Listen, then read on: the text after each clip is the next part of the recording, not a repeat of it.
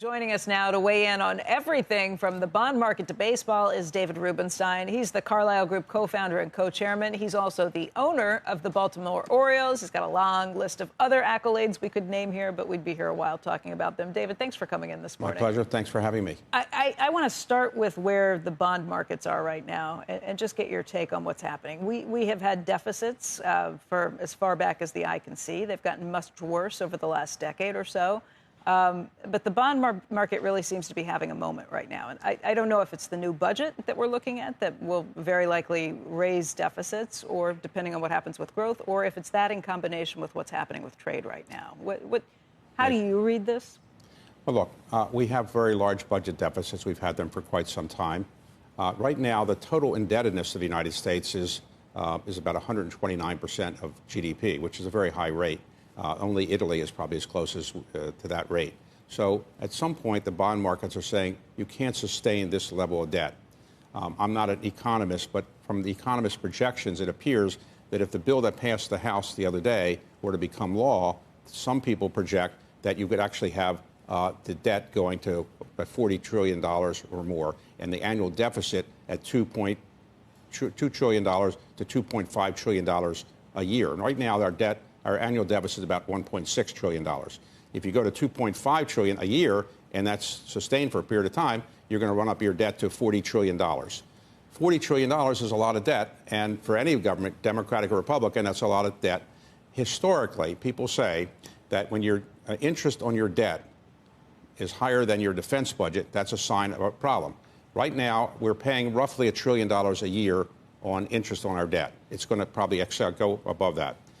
Our defense budget's roughly $1 trillion. So if the interest on the debt goes well above $1 trillion and the defense budget's not that high, historically, that's a sign of a problem. So I think that's why the bond market is worried whether the debt is going to be going so high that we're going to go into traditional signs of economic weakness. Look, I think if this was a Kamala Harris administration, we'd probably be in worse shape. They would plan on spending more money. But what's the solution? And how do you deal with this as somebody who is managing businesses? It's not a Democrats and Republicans, independents, everybody has participated in this. Everybody in Washington, including me when I was in government, we all have debt. And we've gotten used to it. And it's now gotten to the point where people are really worried that it'll keep our ability to function as a government very well. So it's not a Democratic or Republican issue. And I think the bill that passed the House the other day, it won't pass the Senate probably in the same form. It's very rare to pass a bill in the House by one vote and pass the Senate the same way. But whatever passes is almost certainly going to be increasing the debt and the deficit. And if the Democrats were in control, probably the same thing would happen, because both parties are addicted to spending money and nobody wants to cut. It's very difficult to cut spending, particularly when 85% of the budget is interest, debt, and entitlements. Not a lot of room to cut. So what does this mean for the broader economy? What does it mean for consumers? What does it mean for businesses? How do you navigate through this? Nobody really knows for certain. Remember, for the last 5, 6, 7 years, people said at some point we're going to go into a recession. We haven't had a recession, technical recession, for a while. So people now say we could go into a recession, but who knows? Nobody really knows. The economists are always saying there could be a recession coming, but they're not often right. And so I don't really know, and I can't say anybody really knows. Just that there are a lot of indicators out there that makes the bond market a little nervous. Whether they're right or wrong, who knows? You would think the bond market, you would think rates will go down if we're headed into a recession, almost, right? Well, the bond market is not always a perfect indicator. No, but right? You know what I mean. If rates would probably not be headed up because there's a flight to quality when there's a slowdown. Well, I don't know what the bond market is saying. Let me ask, do we do spending or do we do revenue? Well, no one wants to cut spending. No one wants to raise Nobody taxes. likes to increase taxes. Nope. So, that's why we've been going on with this daisy chain for quite some time. Would you go back to 40% on the top rate? Would you do something like that? What do you think we should do?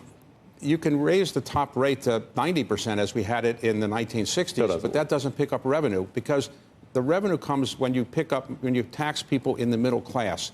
That's where the revenue is. Unfortunately, people don't want to do that because it's politically difficult.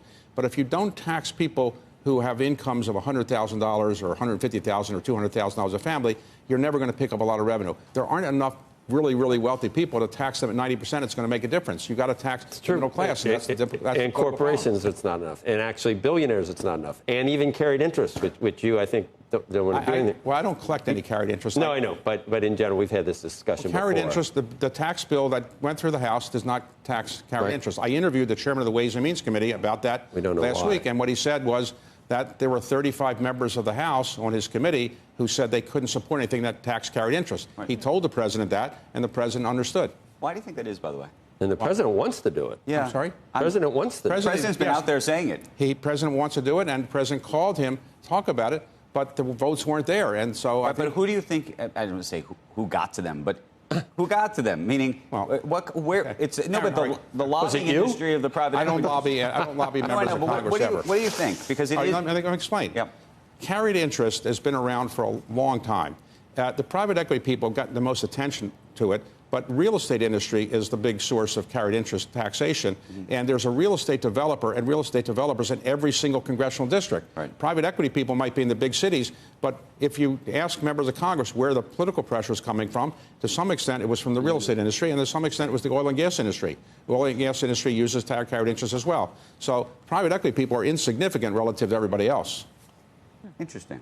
Okay, that's a good answer. Other partnerships too. It's partnership accounting, because ultimately what we're talking about is partnership accounting. Right. I mean, that's how this. That's how the real estate happens. industry works, and it uses the partnership accounting, and the real estate developers often get carried interest. And again, they're in all 435 congressional districts. I mean, I've always sort of copped out on that, in saying that it's a lot of these things were the envy of the world in what we do with private equity. Right. If it's not broke, don't fix it. But it is sort of broke. But you always point out, in a pure fairness discussion, it doesn't. Platonic ideal of a tax system. It doesn't make sense. The carried interest issue also doesn't pick up that much revenue. In other words, if you want to go into a fight, you should go to something that picks up revenue. It doesn't pick up revenue. You pick up revenue when you go after the middle class. That's where the money is. But it's hard to win politically difficult to do. Right. It's hard to win. Or entitlement reform. Yeah. Entitlement reform. I don't think any of us will be on the face of the earth by the time they have entitlement reform.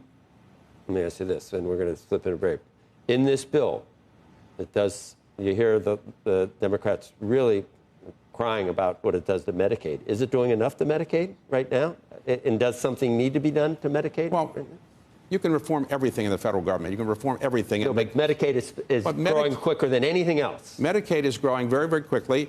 This is money that's used for people who are really not that wealthy and they need medical assistance. Yeah, but some of them are, the rap that I'm not an expert in Medicaid, but I would say that if you challenge Medicaid, you want to attack it and change it, you should do it in a reasonable way. Right now, they haven't had really hearings on what is the best way to fix Medicaid, but Medicaid is growing faster than anything else. I know.